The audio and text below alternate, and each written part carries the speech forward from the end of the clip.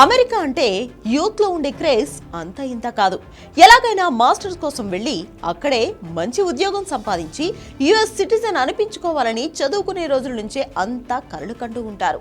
America వెళ్ళడానికి visa, వెళ్ళాక part time job అంటూ ముందు నుంచే ప్లానింగ్ చేసుకుంటారు. కానీ ఏ ముహూర్తాన ట్రంప్ అమెరికా అధ్యక్షుడు అయ్యాడో కానీ చాలా మందికి ఇప్పుడు అమెరికా వీసా అంటే అందని ద్రాక్షలా మారిపోయింది. అంత కష్టపడి అక్కడికి వెళ్ళినా ఎప్పుడు ఏం జరుగుతుందో తెలియని పరిస్థితి.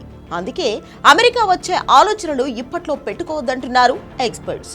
మరి అమెరికా వెళ్ళాలి అని కలలు కనే వాళ్లకు ఏ సమయం మంచిది? Watch the story.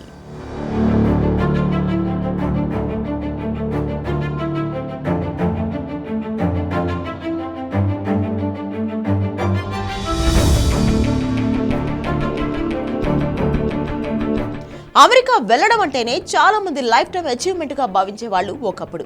కానీ అమెరికాకు వెళ్లాలంటేనే భారతీయులు వణికిపోయే పరిస్థితి వచ్చింది. అమెరికాకు చెందిన bureau of labour statistics recent studies యువతను మరీ భయపెడుతున్నాయి. అక్కడ పరిస్థితి ఏమిటి అని ప్రవాస భారతీయులకు ఫోన్ చేస్తే ముందుగా వచ్చే మాట ఒక్కటే: వద్దు బ్రో, ఇప్పుడు అమెరికాకు రావద్దు. నార్మల్ వ్యక్తులే కాదు, గ్రీన్ కార్డు ఉన్న వాళ్ళ నుంచి ఇదే మాట వినిపిస్తోంది.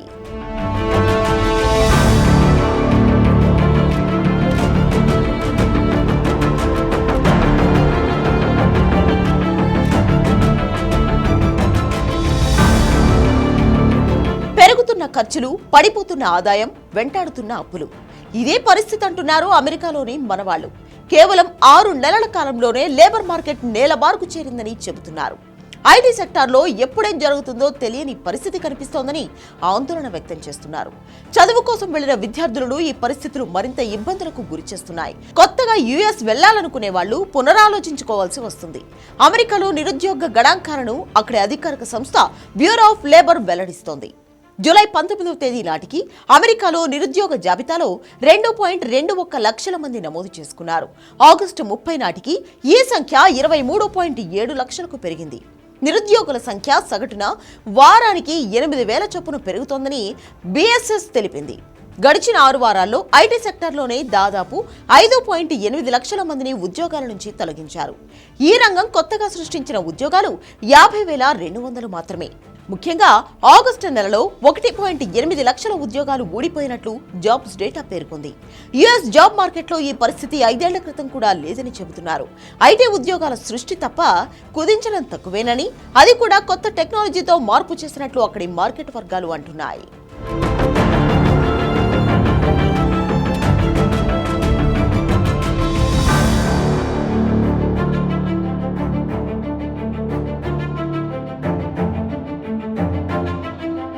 అమెరికా కొన్ని దేశాలకు లేబర్ వీసాలు జారీ చేస్తోంది. మాల్స్, పెట్రోల్ బంకులు, రెస్టారెంట్లు, డెలివరీ విభాగం తదితర చోట్ల శారీరక శ్రమ చేసే కొన్ని రకాల పనులను క్లాస్ 4గా విభజించారు. ఈ పనులు చేసేందుకు భారతీయులకు అనుమతి లేదు. లేబర్ వీసాలో భారతీయులను మినహాయించారు. అయితే మెజారిటీ భారతీయ విద్యార్థులు చదువుకుంటూనే ఇలాంటి పార్ట్ టైం ఉద్యోగాలు చేస్తూ ఉంటారు. ట్రంప్ వచ్చిన తర్వాత లేబర్ మార్కెట్ పై ఆంక్షలు ఎక్కువయ్యాయి. పార్టీ ఉద్యోగాలు చేసే వారిపై నిఘా పెట్టి వారి డేటాను సేకరిస్తున్నారు. దీంతో విద్యార్థులు ఈ పనులు చేసేందుకు భయపడుతున్నారు. ఫలితంగా చాలా రెస్టారెంట్లు పూర్తి స్థాయిలో నడవడం లేదని లేబర్ మార్కెట్ వర్గాలు చెబుతున్నాయి. కొన్ని నెలలుగా రెస్టారెంట్లు, డెలివరీ, మాల్స్ లో రోబోటిక్ సర్వీస్ విధానాలను తీసుకొస్తున్నారు. పూర్తి యంత్రీకరణ దిశగా ఇప్పటికే కొన్ని సంస్థలు వెళ్లాయి. ఫలితంగా లేబర్ పనులకు అవకాశం ఉన్న వారికి ఉద్యోగాలు ఊడిపోతున్నాయి.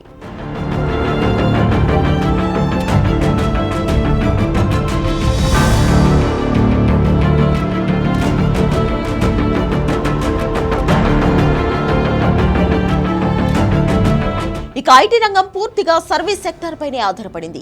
అమెరికన్ కంపెనీలు భారత్లో ఉండే ఉద్యోగులను నియమించుకుంటున్నాయి. అమెరికాలో ఎక్కువ వేతనం ఇచ్చే కన్నా భారత్లో తక్కువ వేతనంతో రిమోట్ పని విధానం చేయించుకోవచ్చని భావిస్తున్నాయి. మరోవైపు ఆర్టిఫిషియల్ ఇంటెలిజెన్స్ ఐటీ సెక్టార్ పై ప్రభావం చూపుతోంది. బిగ్ డేటా సెంటర్స్ ఆవిర్భావం, ప్రత్యేక కోడింగ్ విధానం ఐటీకి సొంతమైంది.